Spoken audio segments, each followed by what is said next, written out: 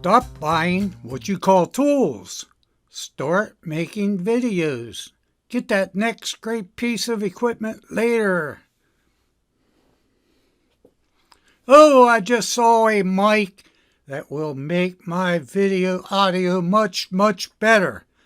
As soon as I get that mic, I will shoot a video. Yeah. Oh wait, there is a new updated external recorder that will improve my next video. But wait, I need this new lens.